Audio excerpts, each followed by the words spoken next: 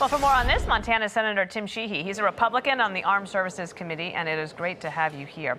I wanted to show you this from President Trump. He said to Politico, they're running out, and they're running out of areas to shoot them because they're being decimated. They're running out of launchers. This is in reference to what Pete Hegseth, the Secretary of War, and General Kane said this morning at their briefing, that Iran's capabilities are being severely degraded.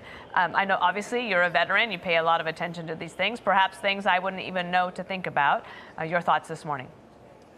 Well, the most important, I think, illuminating fact about all this is the multiple vectors of threats that we see coming from Iran. We're seeing a naval war take place. Let's not forget the Iranians shut down the Red Sea, and our largest naval battle since Leyte Gulf. Again, our first naval engagement since World War II at large scale. Hezbollah, of course, north of Israel, Hamas in Gaza, the remnants of that, and various other proxy groups, in addition to their regional strike capability through missiles, rockets, and drones. So the amount of vectors of threats that Iran offers the entire world that they've been murdering Americans with for 47 years is quite varied.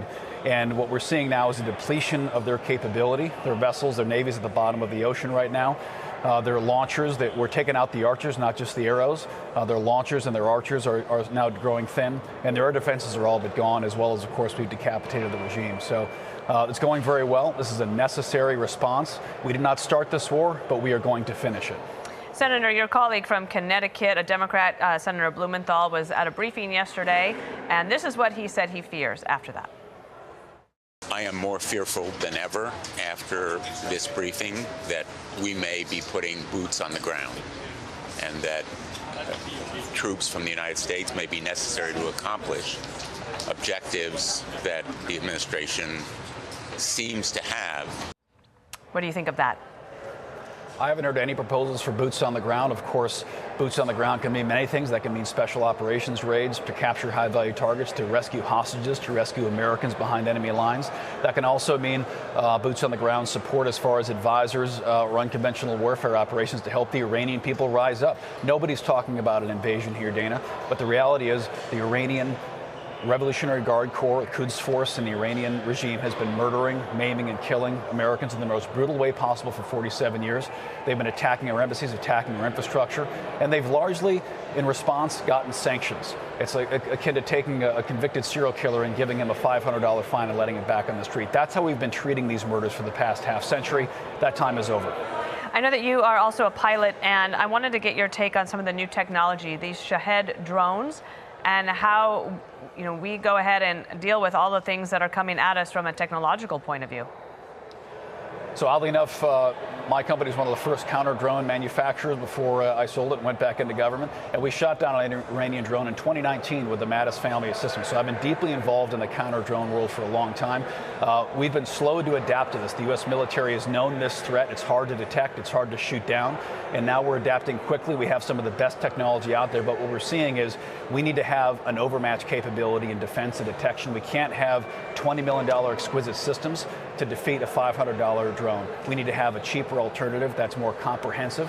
We're getting there, and of course, what we're seeing here with their quantity is impressive. There's no question. The Iranians have always been good at this, and when we give them $50 billion like Obama and Biden did, they take that money and they build rockets, drones, and missiles to kill us with. So we're done giving them money. We're going to shoot down their munitions, or we're going to take this regime out because they've been murdering us for far too long. And that delta between the cost of our system and these drones is something we were talking about in the commercial break of the 5 yesterday. How close are we to being able to match that or surpass that and to shrink that delta? So we're getting there quickly, and I got to give credit to both sides of the aisle in Congress on this. We have a huge bipartisan support network on trying to get our defense acquisition paradigm out of the Cold War bureaucracy process-first mindset and put the warfighter first. So that means we focus also on quantity, not just quality. We've been focusing on exquisite $200, $300 million weapon systems, and they are great, they're fantastic, but we also can't replace those at nearly the rate we need to. China builds ships 230 times faster than we do. Iran builds drones 10 times faster than we build munitions to shoot those drones down.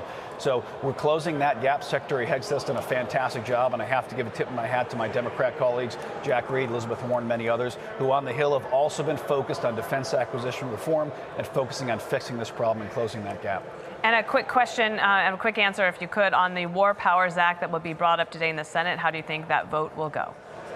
I hope it goes down. I'll be voting against it. This is well within the president's authority to defend America. Let's finish the job. Senator Tim Sheehy, thank you.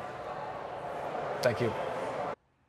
Be sure to like and subscribe for all the Fox News latest on YouTube and catch full shows streaming now on Fox One.